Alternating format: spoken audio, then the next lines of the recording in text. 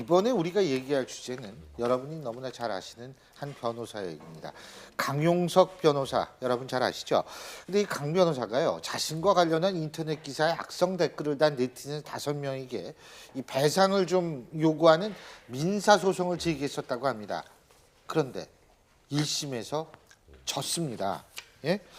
그러니까 일단 첫 번째 이 네티즌들은 주로 어떤 댓글을 다는 거죠? 그러니까 이게 김 박사님. 그 보니까 이렇게 써 있어요. 사람 좋은 웃음 보이면서도 실상하는 신 점점점점 뭐 이런 거. 또 그다음에 그러려고 즉 말하면 이제 고소하려고 법을 배운 거냐 뭐 등등.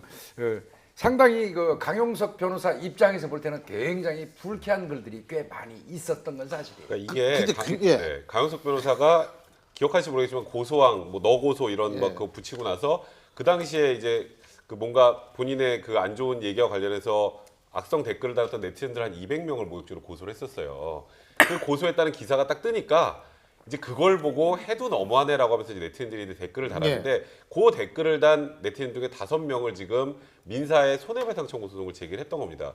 근데 이번에 1심에서 이제 말 그대로 이 정도면은 그러니까 소위 말해서 불법행위 정도는 아니다. 그러니까 명예를 훼손하거나 모욕을 해서 민사상 불법행위에 해당해야지 손해배상을 받는 건데 강용석 변호사 유명한 분이잖아요. 그죠? 사회적으로 어느 정도 공인이라는 표현을 쓸 정도로 유명한 분이면 일단 첫 번째로 어느 정도 그런 분들에 대해서는 명예훼손이나 모욕의 수준이 더 높아야 된다라는 게 이제 배상이 된다는 게 첫 번째고요.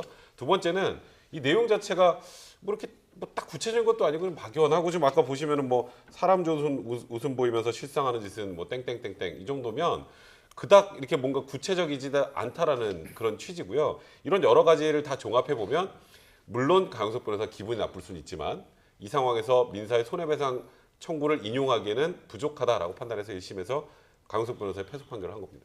예. 이를테면 이제 나라를 상대로 해서 국가를 상대로 해서 명예훼손을 걸으면 아예 안 됩니다. 그거는 그 성립이 안 되거든요. 그것처럼 이제 강용석 변호사 같은 경우는 변호사에다가 전 국회의원에다가 또 어떻게 보면 방송인이에요.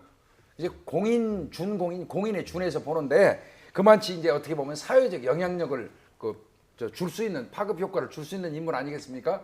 근데 이제 이런 사람들인 경우에는 그 자기가 발언한 내용에 대해서 일정 부분 국민들이 네티즌들이 어떤 그 의견을 개진하는 그 감수할 경우에 부분이 있다. 예? 예, 그런 경우에 일정 부분은 좀 용인할 정도는 돼야 된다.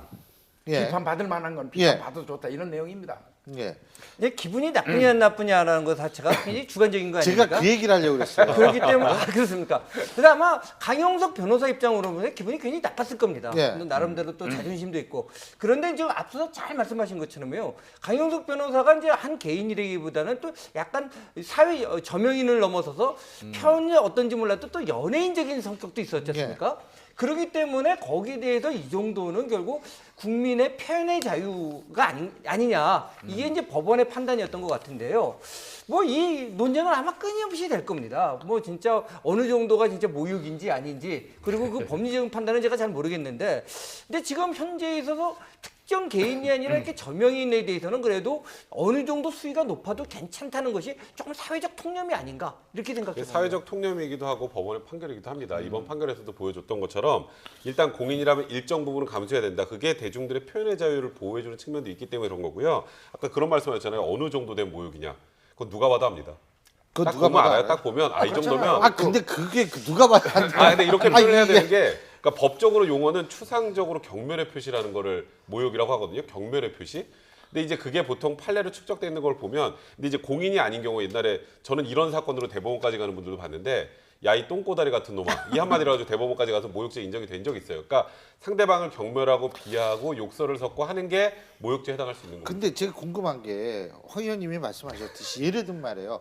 이거 내가 기분이 나빠요. 그거 주관적인 거거든요. 근데 재판부 그 정도는 아닌 것 같은데 이것도 주관적인 거 아니에요? 아니에요, 네? 아니에요. 그건 아닌 게 그거 아니에요? 왜냐하면 이 모욕이라는 거를 판단할 때 주관적인 신기하네. 걸 가지고 판단하는 게 아니라 예. 이 지금 댓글을 달았던 이 글이 있잖아요. 예. 이 글을 보고 일반인 평균인이면 이 정도면 기분이 나쁘겠다 나쁘지 않겠다 가지고 판단하는 거기 때문에 그 문구 자체를 보고 판단하는 거라 이거는 완벽하게 주관적이라고 보기 좀 어렵습니다.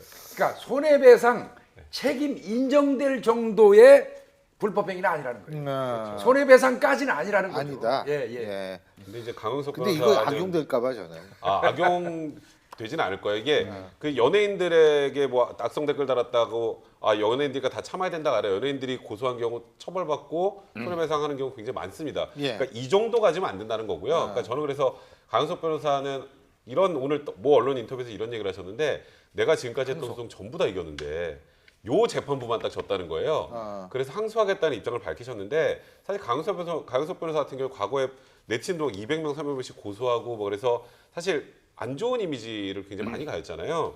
사실 이게 본인의 기분 나빴던 거를 해소하는 차원에서 변호사가 소송을 제기하는 것까지는 제가 이해할 수 있겠지만 이제는 좀 항소도 그만하셨으면 하는 바람이 드네요. 어쨌든 예. 그 저는 참 궁금한 판결이었습니다. 이 주관적인 내가 기분 나빴는데 이게 이것을 객관화시킬 수 있는지 그것도 좀 궁금했는데요.